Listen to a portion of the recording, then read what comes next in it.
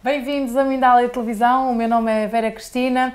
Temos como convidada Antonella Vignati, uma naturopata que se dedica aos temas de saúde da mulher. Escolhemos como título desta nossa conversa, Antonella, antes de mais, muito obrigada por ter aceito o nosso convite, os desafios específicos na saúde da mulher. Queres-nos falar um bocadinho como é que tu chegaste aqui a este maravilhoso tema? Temos tempo? Temos tempo. E então, a coisa começou há muito tempo, quando decidi começar a estudar naturopatia. E quando estava a terminar o curso, isso foi depois de uma vida de outros estudos, de uma licenciatura em línguas, quando era tradutora, etc. E ao terminar, decidi mudar de vida. A naturopatia fazia parte da minha vida há muito tempo, por outros meios, e queria oficializá-lo. Quando estava a terminar o curso, tive o meu primeiro filho. E percebi que havia como falhas naquilo que eu estava a estudar, que não me oferecia resposta nenhuma sobre os desafios que estava a viver naquele momento. Ao ser mãe? Sim, ao ser mãe pela primeira vez, percebi que havia muitas coisas que não tinha, que eu não encontrava resposta. Por exemplo, o pós-parto, aquele caos psicofísico que é o pós-parto, e onde eu não encontrava assim disponível na informação muito mais do que remédios muito superficiais, que podiam ser mesinhas ou algumas plantas, mas resultavam muito insuficientes relativamente àquilo que era realmente para a necessidade o quadro. E que via reflexo também, não só em mim, como em outras mães recentes. O início da amamentação, com tudo o que implica em termos de entrega, de perceber o ritmo do bebê, o nosso próprio ritmo, as indicações contraditórias que vinham de diferentes fontes de medicina convencional e que falavam de horários, e outros falavam de introduzir sólidos aos 4 meses, e outros...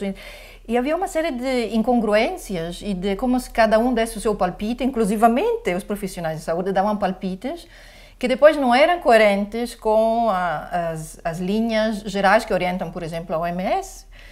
E nem sequer eram iguais entre eles? Não.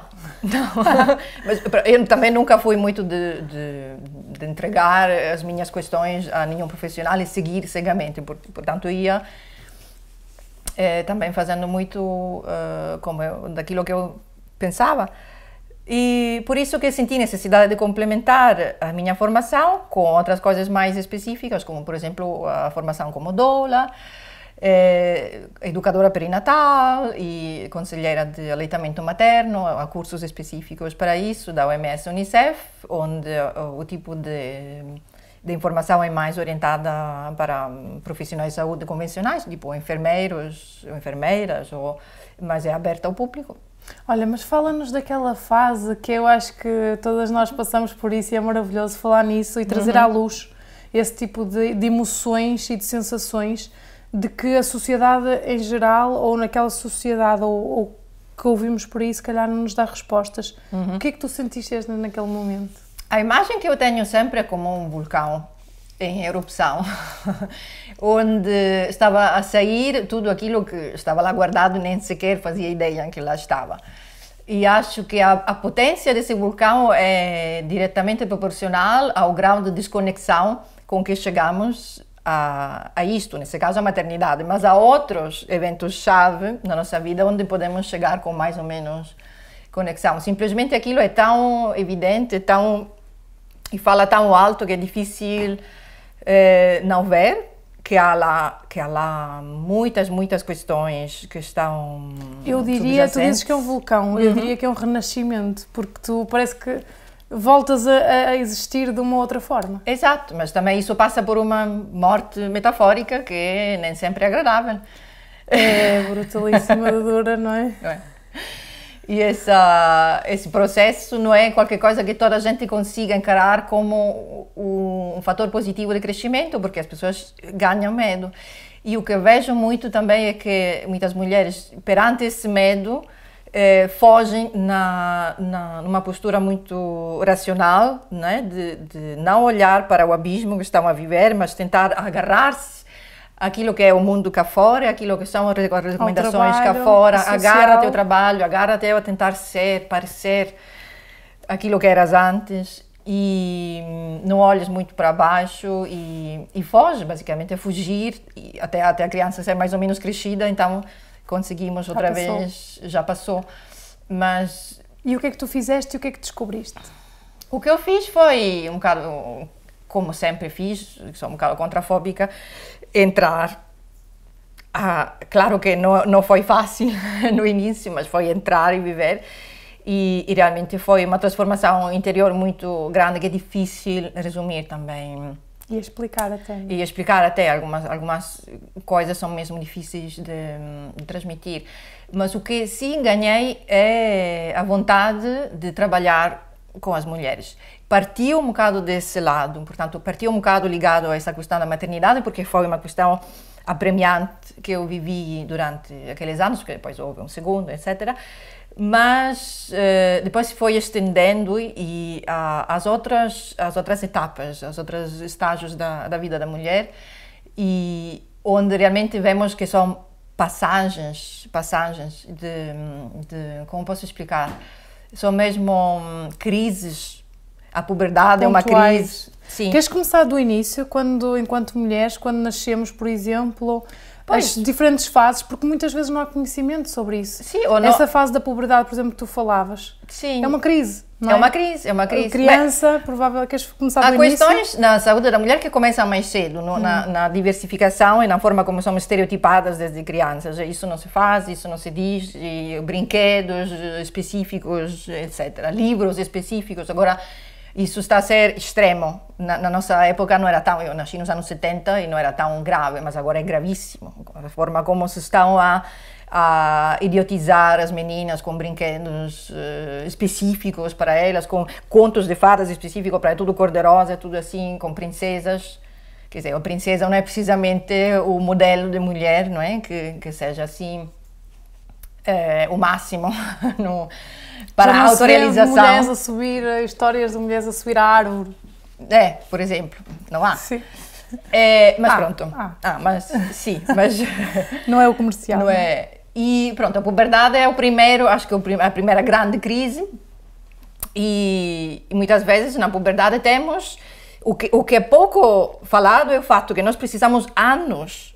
Algumas meninas precisam mesmo alguns anos, até 6 ou 8 anos, para começar a ter um ciclo ovulatório e um ciclo regular.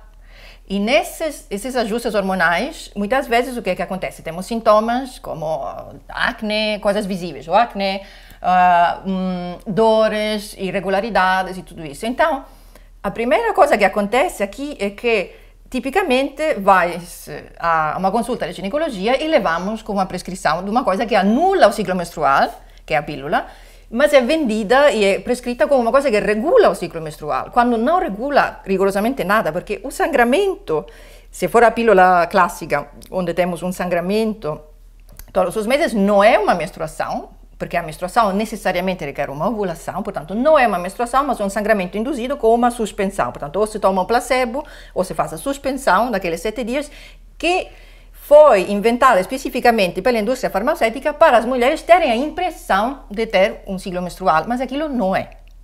Portanto, de fato, depois, ultimamente, assumimos que aquilo não é um ciclo menstrual e há muitas pílulas, há muitas outras formulações que não deixam sangrar, mas isso não há diferença nenhuma do ponto de vista hormonal, porque realmente não faz diferença entre sangrar induzidos por uma suspensão ou não sangrar. Portanto, essa é a primeira crise. Então, mas seria bom que em lugar de passar a mensagem que menstruar é mau e que menstruar é uma chatice e que o sangue menstrual é sujo, porque depois temos toda a outra panóplia de questões que surgem com a higiene menstrual e com coisas para que não cheire, para que não se veja, para que não se saiba, para que tu possas tirar do paraquedas e ninguém saber que estás a menstruar, enfim, toda essa sutil forma de fazer pensar que a menstruação é qualquer coisa de mau. E seria muito melhor se as adolescentes recebessem uma informação mais mais adequada também à idade delas, sobre o que realmente é o ciclo menstrual e não só aquela aulinha técnica que depois deixa completamente à toa. E que se passasse a mensagem que é uma coisa positiva, uma coisa para celebrar, isso também tem um impacto. Por exemplo, naquilo que é a dismenorreia, a dor. É sabido que a dismenorreia está ligada, em parte, às crenças e às atitudes psicológicas que temos em relação à menstruação. Se achamos que é uma coisa terrível, dificilmente vamos viver aquilo como algo bom, algo positivo. E mesmo que isso tenha os seus desafios, existem outras abordagens que permitem a menina desenvolver-se e passar esta fase que pode ser mais caótica de uma maneira mais agradável. Por exemplo, abordagens naturais para o acne, abordagens naturais para as dores. Por que não? Por que não tentar isso? A abordagem nutricional é tão importante, né? O estado nutricional tem um impacto direto na saúde menstrual. Por que isso não é explorado? Depois seguimos, pronto, temos todos os desafios da fertilidade. Se tomamos a pílula ou qualquer outro tipo de contracepção hormonal durante 15, 20 anos, que é o que está a acontecer agora, porque a maternidade está a ser adiada, ok, é normal, faz parte. E muitas vezes não é fácil, porque se o nosso ciclo menstrual nunca chegou a existir, nunca chegou a se estabelecer como um ciclo regular, porque foi castrado logo a princípio com... Logo depois, descongelar esse sistema não é o mais simples do mundo. Então, muitas vezes chegam, e agora não consigo engravidar, e agora? E agora não tens um ciclo regular menstrual, porque o que também deixar sair desse sistema implica uma série de ajustes que também podem ser acompanhados. Depois temos todos os desafios da maternidade que já falamos. Entramos na menopausa, mais uma vez... Não é falado que esse processo começa muito antes do que começamos a ter os calores e temos 50 anos. Começa, se calhar aos 35, se calhar aos 40, porque começamos a observar mudanças no nosso ciclo. Está mais longo, está mais comprido, tenho mais síndrome menstrual, tenho mais isso, antes não tinha isso, antes não tinha aquilo. Essas mudanças significam que dentro de alguns anos eu vou deixar de menstruar. E isso também não devia ser visto como, ok, agora estou pronta para o cemitério e agora eu acabei como mulher porque o meu valor acabou porque já não tenho fertilidade, como se isso realmente o nosso valor só dependesse da idade, do ser bonitas e férteis. Mas também é aí uma morte, não é? Todas as passagens são mortes. Quando a puberdade morre uma criança e nasce uma mulher, com a maternidade nasce a mãe e morre a menina. Com a menopausa, entramos a uma definição muito gira de uma pedagoga menstrual, que chamamos assim, de uma terapeuta, que diz a menopausa é a licenciatura das mulheres. Ou seja, já em cada ciclo nós aprendemos e aprendemos e aprendemos, e na menopausa já quer dizer que já deixamos de aprender o que tínhamos que aprender, já aprendemos tudo. E então podemos passar esse estado de sabedoria e de poder passar essa sabedoria a outras mulheres. Mais novas, eventualmente. Sim. E pronto, tudo isso, todas essas passagens são possibilidades de aceder a outros patamares e a outras dimensões do ser, e seria muito bom se respeitasse isso, se vivesse, se celebrassem todas essas passagens, em lugar de vivê-las como incômodos ou como problemas, né?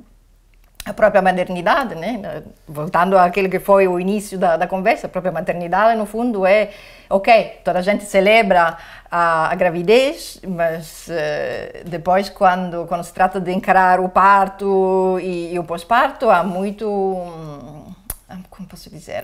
E socialmente também, está muito industrializado tudo isso, não? Sim. E socialmente a maternidade é zero, ou seja, que valor tem uma mulher que é mãe? Zero, ou seja, é só no papel, mas depois o que são... No fundo sentimos a responsabilidade da transformação e não há aquele reconhecimento social. Não, mulheres que escolhem, por exemplo, ficar uns anos com os filhos, não estão a fazer nada, não há nenhum reconhecimento externo disso. Portanto, também é verdade, as mulheres quando já ganhamos sempre menos que os homens, mas depois de terem filhos, as mulheres começam a ganhar ainda menos. em média. Por isso, mas pronto, mas tudo isso, as próprias mulheres vivem isso dessa maneira e encaram o seu próprio corpo, os seus próprios ciclos como um problema porque lhe foi inculcado desde o início. E um bocado o meu papel como formadora é sair e tentar levar outro tipo de mensagem e usar ferramentas. Para mim, isso da fitoterapia é uma ferramenta. E nunca melhor utilizada aqui a Vindela Televisão para levar essa mensagem ainda mais longe. Obrigada. Que é tão importante. Muito obrigada, Antonella, obrigada por aceitar estar aqui. Obrigada. A vocês que nos seguem, não se esqueçam de subscrever o nosso canal e até já.